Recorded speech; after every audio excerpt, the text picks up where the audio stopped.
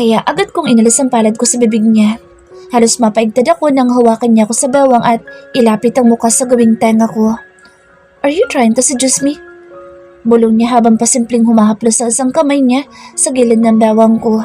Sunod-sunod na umiling ako. "Why would I? I just want you to go home now." Mariing bulong ko din sa kanya. "What if I tell you I don't want to go home tonight?"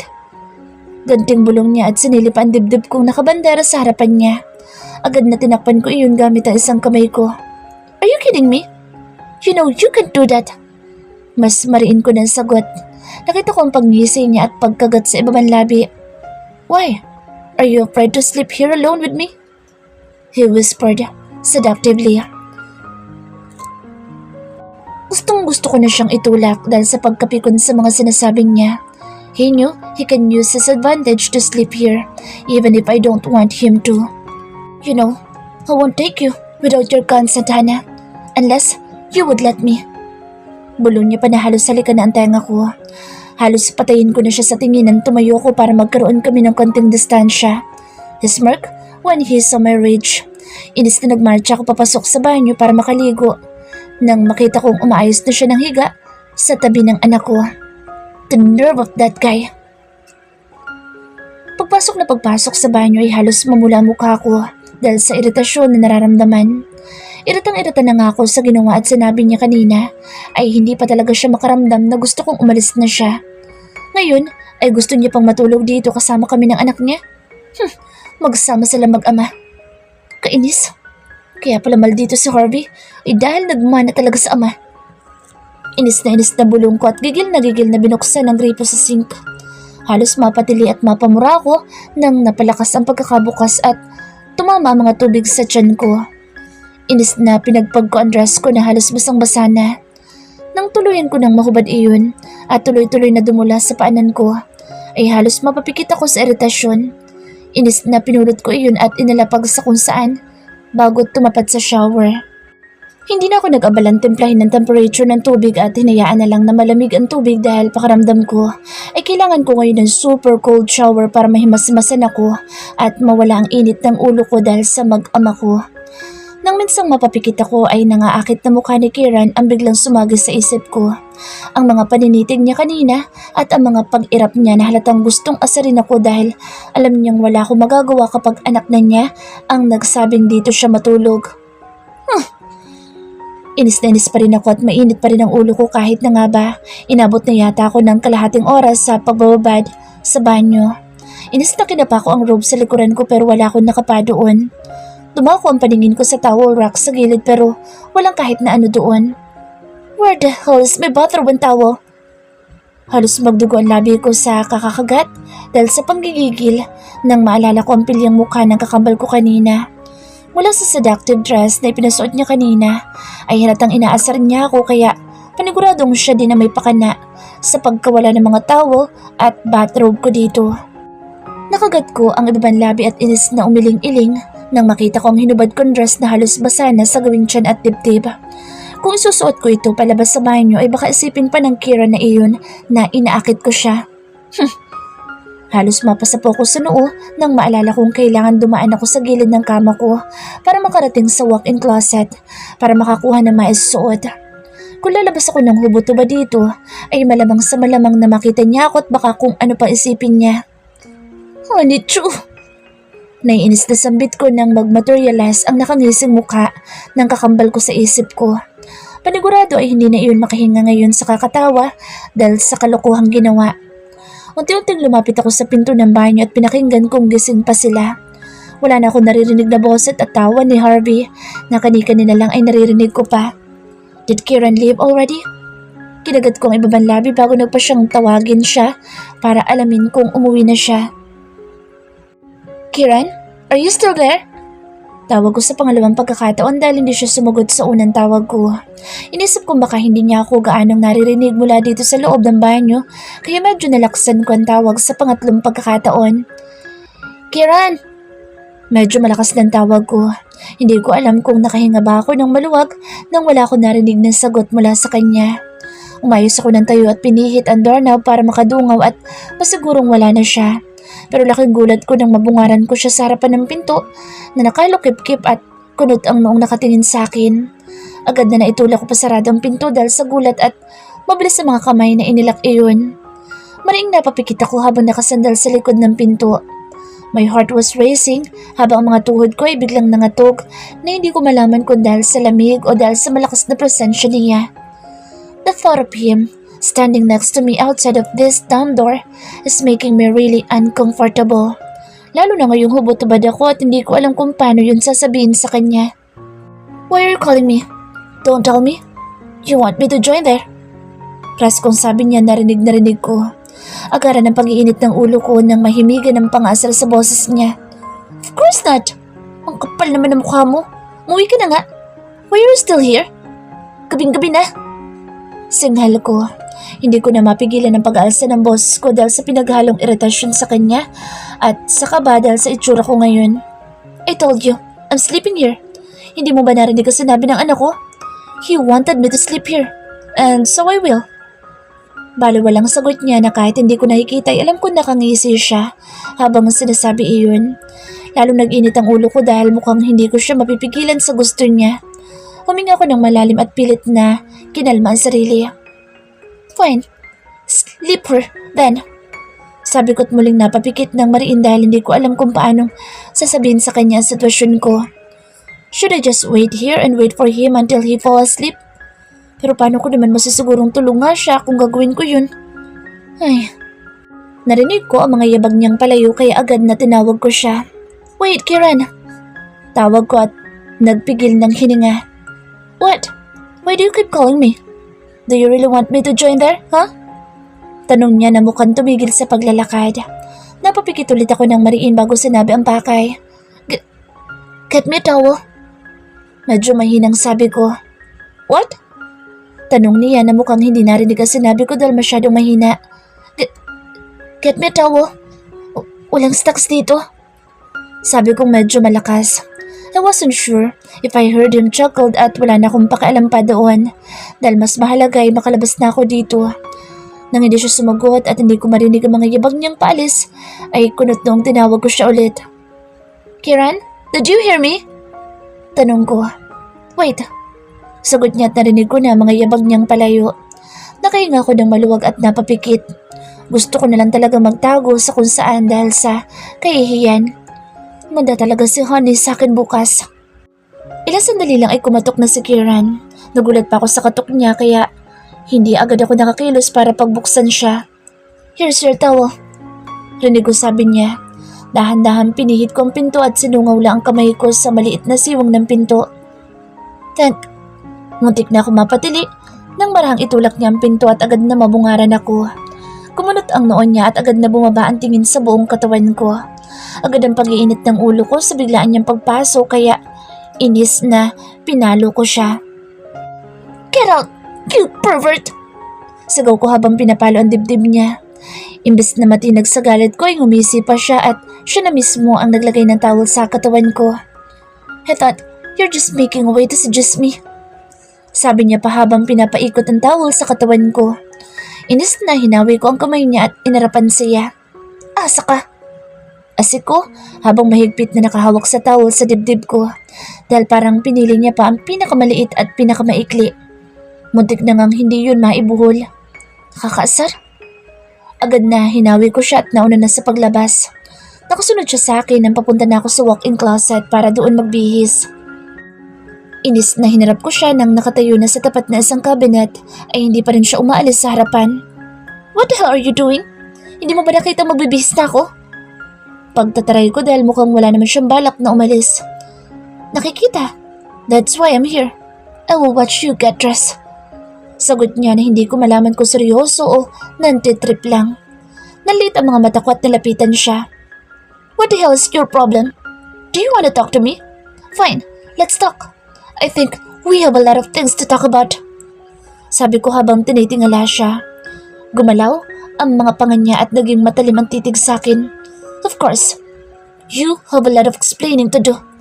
That's a freaking 4 years, Hana. 4? Tom years. 4 na taon mong itinago sa akin ang anak ko. Mariin niyang sabi na halatang halata ang pagpipigil na sigawan ako. His fuming mud, and I can't help but stare at his handsome face. Oh my God, Hana. Galit yun ngayon. Stop fantasizing him. Tumawa ko na mapakla. Bakit ba galit na galit siya samantalang kung hindi niya sinira ang pangako niya, hindi naman sana mangyayari ito.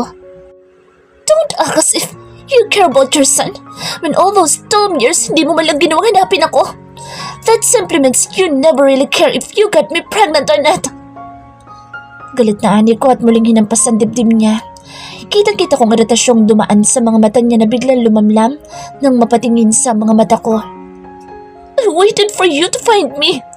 I still waited for you to explain your side, but you never did. I really hate you. Halos sumigaw na ako at magwala sa dibdib niya nang kabigin niya ako para mapalapit sa katawan niya. You know I tried to talk to you even before you left, pero hindi mo ko hinaharap, Hana. You just kept on pushing me away. You kept on running away. Pagalit na sabi niya at inilayo ako ng bahagya sa katawan niya para magkaharap kami. Pero sa paggalaw niya ay natanggal ang buhol ng towel na nasa katawan ko at sa isang iglap lang ay nahulog na iyon sa sahig. Halos sabay pa kaming napamura nang muling tumambad ang hubot-tubad kong katawan sa harapan niya. Agad na kumilos ako para pulutin ang towel pero napigilan na niya ako. He grabbed my arms and gently pushed me. Agad na naramdaman ko ang lamig na lumapat ang likuran ko sa sliding barn door at agad na iniharang niya isang braso niya doon. Kieran! Sambit ko sa pangalan niya nang ang isang kamay niya ay mariinang kumapit sa gawing bawang ko. Let's see how you would plan to run away from me this time. Gigil na sabi niya at sinimulang halikan ang leeg ko. Isang linggo na, halos ang nakakaraan nang lumabas ang balitang kasal na kami ni Kieran ay hindi pa rin matapos-tapos ang usap-usapan sa mga entertainment news portal. Lalo na at isang linggo pa matapos ang kasal ay saka palang inilabas ang balitang iyon. They were all shocked when they found out that one of the most sought-after bachelor, Kieran Samaniego, was already married. At ang lalong nagpaintriga sa lahat ay ang balitang may anak na rin ito. Mahigpit kong bilin sa kanya na wag ilalabas sa media ang kahit na ano tungkol kay Harvey. I don't want my son's life to be compromised. Malayo sa ingay ng madla ang kinasasanayang buhay ni Harvey at ayokong lumaki siyang limitado ang mga galaw dahil lang ganoon na ang kinasanayang lifestyle ng daddy niya. Isang linggo rin bago ang kasal namin ni Kieran ay pinuntahan ako ng uncle niya at inalok na tumakbo bilang presidente ng YS. He even offered me to give his vote to me kung sakaling papayag ako. At ngayong linggo nga ang nakatakdang magiging botohan para sa posisyon na iyon. Mom, let my wife decide what she wants to add up here. Rinig ko sabi ni Kieran sa mommy niya sa telepono. Weekend ngayon at usually dumadalaw ang parents niya dito para makabonding ang kanilang apo. Mula nang lumipat kami ni Harvey dito sa bahay ni Kieran ay palagi siyang kinukulit na ipa-renovate ang bahay niya o kung ayaw niya naman ay pinahanap siya ng bago. Kahit ako'y nagulat na meron na siyang sariling bahay na mukhang halos kagagawa lang dahil hindi pa gaanong kompleto ang mga gamit. Ang ina-expect ko ay doon nga kami ititira sa penthouse niya dahil gusto niyang tahimik at malayo sa mata ng media. Nagulat na lang din ako na isang malaking bahay sa isang exclusive subdivision kami lumipat matapos ang isang linggong honeymoon sa Kohala Coast, Big Island, Hawaii. Pilit sinasabi nila mommy at ng parents niya na wag nang isama si Harvey pero hindi ako pumayag. It wasn't like we went there because we wanted to have some quality time together. Napairap ako sa kawalan. Kung hindi nga lang magiging katakataka iyon sa media ay mas gusto ko na lang na wala ng honeymoon. Mabuti na lang at hindi na tumutol si Kieran nang sabihin kong isama namin si Harvey para ma-experience naman niya magkaroon ng normal na pamilya. Buong buhay niya ay ako lang at si Honey ang nakilala niyang pamilya.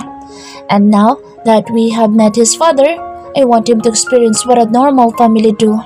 Kahit na nga ba hindi ang usual na dahilan ng pagpapakasal, ang dahilan kung bakit kami ikinasal ni Kieran. We even don't sleep in the same room. Madalas ay si Harvey ang kasama ko at minsan ay wala dahil doon siya kay Kira natutulog. Hindi naman namin iyon pinag-uusapan. Ako lang nagdesisyon na gawin iyon at wala naman siyang sinabi kaya tingin ko ay wala din iyong problema sa kanya.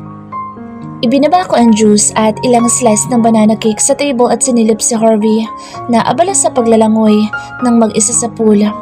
Nang makita ko ni Kieran ay agad na nagpaalam siya sa kausap niya sa phone at tinignan din si Harvey at tinawag para makapagmerienda.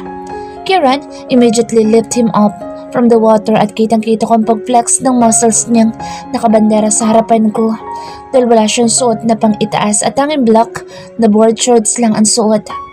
Agad na iniwas ko ang tingin sa kanila at itinuon ang pansin sa mga pagkain sa hapag. Inabot ko ang towel sa gilid at agad na sinalubong sila. Nalukot ang ilong ko nang makitang pulang-pula na kaagad ang mata niya kahit na halos wala pa isang oras na nagbababad siya sa tubig. "That's enough for today, Harvey.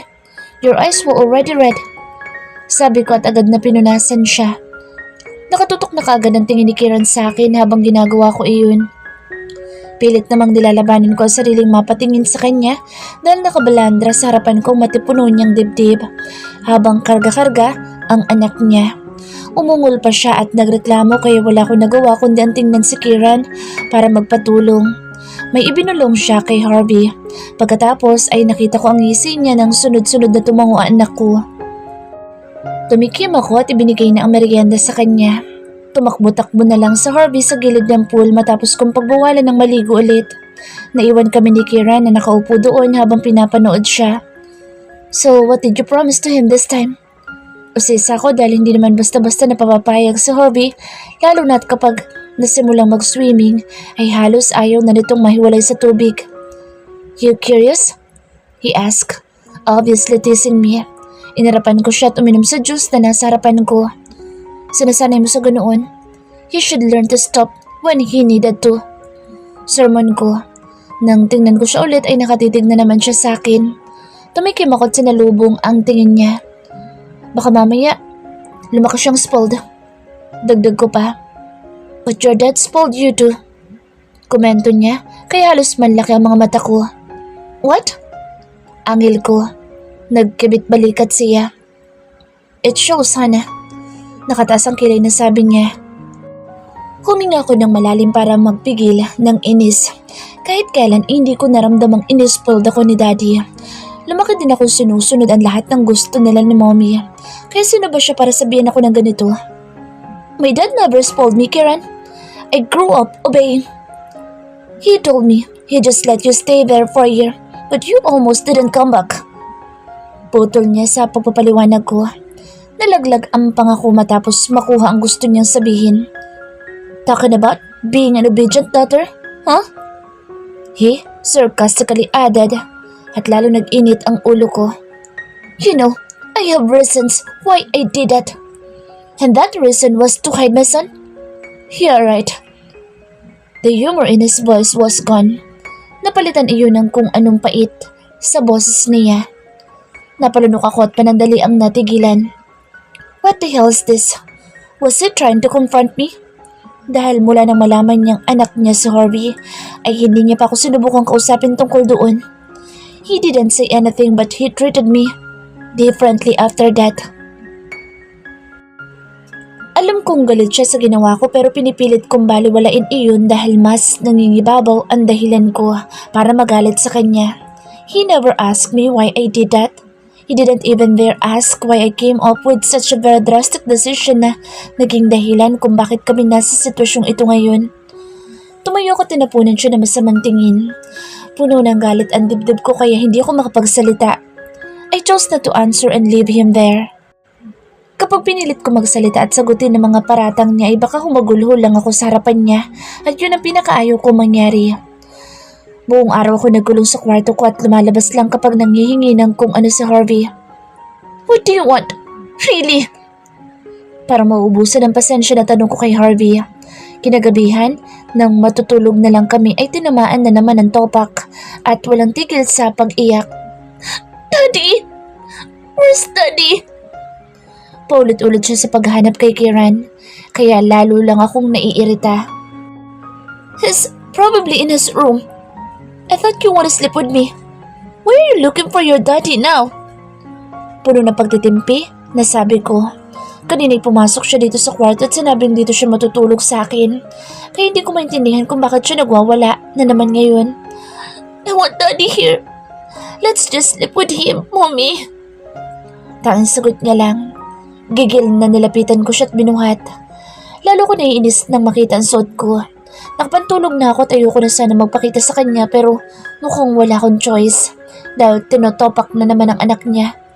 Fine, I will bring you in his room. Sabi ko at binuhat na siya palabas ng kwarto. Agad na tumigil siya sa pag-iyak nang sabihin ko iyon. Umikot ang mga mata ko. Gustong gusto ko na talagang mamalo lalo na kapag ganito nakatagas ang ulo niya. 2 katok lang ay binuksan na kagad ni Kieran ang pinto. Muntik pa ako mapaatras na makitang ayos niya. He wasn't wearing anything except for the white towel in his waist. Mukhang katatapos niya lang maligo dahil medyo basa pa ang buhok niya at amoy na amoy ko pa ang pinaghalong amoy ng shower gel na madalas ginagamit niya at amoy ng aftershave. Agad na iniiwas ko ang tingin sa katawan niya at tinutok iyon sa mukha niya. Harvey wanted to sleep here. Matabang nasabi ko. Tumaas naman ang kilay niya pero niluwagan na ang pagkakabukas ng pinto para makapasok kami. Tumambad ka agad sa paningin ko malaking frame kung saan kuha noong ikasal kami. We were looking at each other while Harvey was standing in the middle and was the only one who was looking at the camera. That was our very first family photo and I didn't know that it was already here. Mukhang nakita niya ang titig ko doon kaya nagsalita siya matapos isara ang pinto. Dumating ka din ng tanghali. Sabi niya na agad na tinanguan ko lang. Napatingin ako sa bedside table na nandoon at nakita ko rin ang isang frame na hindi naman gaano kalakihan nakuha rin noong kasal namin. Nag-init ang pisngi ko na maalala iyon. Hindi ko alam na halikan niya ako agad bago pa lang sabihin ng pare kaya medyo nagulat ako at siya ay halatang nakangiti. Inis na inirapan ko yun at saka ibinaba na si Harvey sa kama. Takang napatingin ako sa kanya nang yumakap ka agad si Harvey sa bewang ko nang tatayo na ako. Why? Do you still want milk? I'll get you before I go back to my room. Sabi ko. Umiling ka agad siya at patuloy na yumakap sa bewang ko. Niyuko ko siya at tinitigan para magpantay ang mga mukha namin.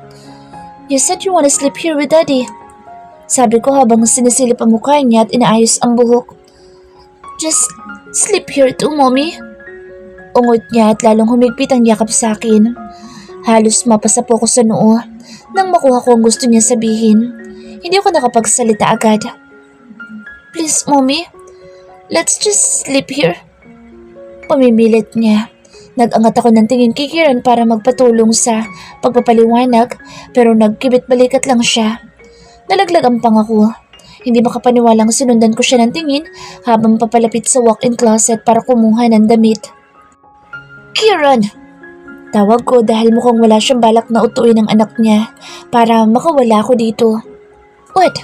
Patay mali siyang sagot niya nang lumabas mula doon na nakasuot na siya ng gray na shorts at kasalukuyang isinusuot ang kulay puting sando. Kausapin mo? Nagtitimping sabi ko. Alam naman niyang sa kanya lang nakikinig ito. Hindi mo ba narinig yung sinabi? Gusto kang katabi? Sabi niya. Kinagat ko ang labi ko habang nagtitimping pinapatay siya na masamang tingin. Ang galing talaga magdahilan. Pero ayaw nga niya sa kwarto ko. Hindi ko na mapigil ang angil. Tumas ang kilay niya at tinignan ako. Anong gusto mong gawin ko ngayon? Pasuplado niya sagot. But kausapin mo, dahil sa'yo naman nakikinig yan. Inista sabi ko. Inirapan niya ako pero sumampa na sa kama at yumuko para kausapin si Harvey. Do you want your mom to sleep here with us, Harvey? Tanong niya ikinataas ng kilay ko. Yeah, I want to sleep with you too. Sagot ni Harvey at yumakap pa na mahigpit sa bewang ko. If that's what my baby wants, then I won't complain. Sagot naman ni Kira na hindi inaalis ang tingin sa akin habang sinasabi iyon. Nalaglag ang pangako habang hindi makapaniwalang sinusundan siya ng tingin. Pinandilatan ko siya at hindi ko na napigilan ang kamay kong kurutin ang tagiliran niya. Ngumisi siya at saka pa na pang humiga na sa kama. Do you wanna sleep in this side, baby? Tanong pa niya nang nakahiga na si Harvey sa gitna namin at tinatabi ko na ang binti niya para makatulog agad at saka ako aalis dito. Uy, tanong ni Harvey. Binulungan siya ni Kira ng kung ano at nakita kong nagpabuhat na siya para madala sa kabilang side ni Kiran. Umisod ng palapit si Kiran sa akin kaya nanlalaki ang mga mata kong tinignan siya. Anong ginagawa mo? Inis na tanong ko nang halos isang hibla na lang ang pagitan ng mga mukha namin. He was giving Harvey enough space on his side kaya sa akin siya nagsusumiksik. Baka mahulog? Sagot niya pa. Napapikit na ako sa inis. Bakit kasi dalipat-lipat mo pa? Nakagitna na, hindi ba? Halos sumigaw na ako sa sobrang inis. Pakiramdam ko'y pulang-pula na mukha ko dahil sa iritasyon sa kanya. Mommy, are you fighting with Dad? Rinig kong tanong ni Harvey.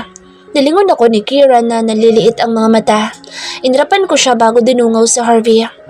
No baby, we're just talking. Paliwanag ko habang tinitingnan ng masama si Kiran. Bumangon sa Harvey at tinignan kaming dalawa. Parang tinitimbang niya pa kung nagsasabi kami ng totoo. Kiran immediately wrapped his arm around my waist and leaned closer. Halos hindi ako makahinga dahil sa lapit ng mukha niya. Tsaka lang ako nakahinga ng maluwag nang muling humiga sa Harvey. Agad na tinulak kong palayo si Kiran nang masigurado kong hindi na siya nakatingin. Nanliit ang mga mata niya sa akin at saka umirap bago ipinikit ang mga mata. My heart was beating too damn fast because of what happened. Inis na tumalikod akong pahiga sa kanya habang pinapakalma ngayon ang naguhurumintado kong dibdib. Maya-maya lang ay naramdaman ko na mga braso niyang yumakap sa bewang ko. Nang lingunin ko siya, nakapikit ang mga mata niya at pasimpleng inilalapit ang mukha sa bato ko. Kiran, ano ba? Marimbulong ko pero umungo lang siya at hindi nagsalita. Mariing napapikit ako nang maramdaman na mahigpit na yakap niya sa akin at ang lalo pang paghigit sa akin para lalong mapalapit sa katawan niya. Pilit na gumalaw ako para mapaharap sa kanya pero pinigilan niya ako. Don't turn around if you don't want me to take you right here. Bulong niya sa tenga ko.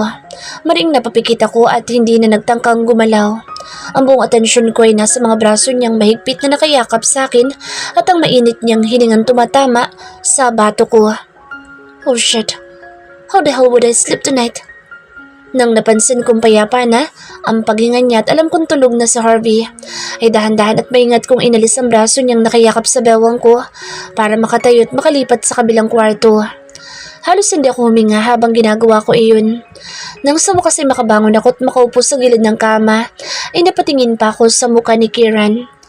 Dahan-dahan na ginawa kong paggalaw para makatayo mula doon pero sa gulat ko ay napigilan na niya agad ang braso ko kaya maras na napalingon ako sa kanya. Kitang-kita kong pagkunot ng noon niya na halatang naalimpungatan lang dahil medyo namumula pa ang mga mata. Where are you going? Napapaos ang tinig na tanong niya. Lilipat na ako sa kabila. Tulog naman na ang anak mo. Can't you just sleep here tonight? Bukas ka na matulog sa kabila. Sabi niya na napapaos pa rin ang boses at talatang antok na pero pilit na pinipigilan iyon. Bumuntong hininga ko't umiling. Kiran, you know, please. Pangulit niya habang hindi na napigil ang mga mata sa pagpikit pero nanatili pa rin ang kapit sa braso ko. Sleep here tonight. I promise. I won't do something you don't want me to do. Mahinang dagdag niya na nakapikit pa rin. Bumuntong hininga ko at saka dahan-dahang bumalik na sa paghiga. Mabilis ang kilos ng braso niyan dumagan kaagad sa tiyan ko. Umikot ang mga mata ko nang isiksik niya pa ang katawan sa akin at marahang idinantay ang binti para mayakap ako na maayos. Kiran, isa. Banta ako nang isubsob niya ang mukha sa gilid na isang dibdib ko. Ramdam na ramdam ko ang pagngisi niya kaya napipikong hinawi ko ang kamay niya na nakadagan sa tiyan ko pero hindi niya hinayaang magtagumpay ako. Kiran, mabigat yung braso mo. Reklamo ko kaya agad na gumalaw siya at sinilip ang mukha ko. Gulat na gulat ako nang tanggalin niya ang braso niya nakadagan sa tiyan ko at agad na kinuha ang braso ko para idagan sa tiyan niya. Walang kahirap-hirap na napaunan niya ako sa braso niya at napayakap sa katawan niya. Can I kiss you? Maya-maya bulong niya. Kunot noong tinignan ko siya. You said you want to do something I don't want you to do. Nakatas ang kilay na pambabara ko. So, you don't want me to kiss you then? Balik tanong niya. Hindi ako umimik at inirapan lang siya. Matulog ka na nga. Pagtataray ko. How can I just sleep now if you're this close to me? Bulong niya kaya agad na sinalubong ko ang tingin niya at pinaliitan ng mga mata. Anong gagawin natin ngayon kung wala ka naman palang balak matulog? Iritadong singhal ko na sa kanya. Mahinang humalakak siya at idinikit ang mukha sa akin.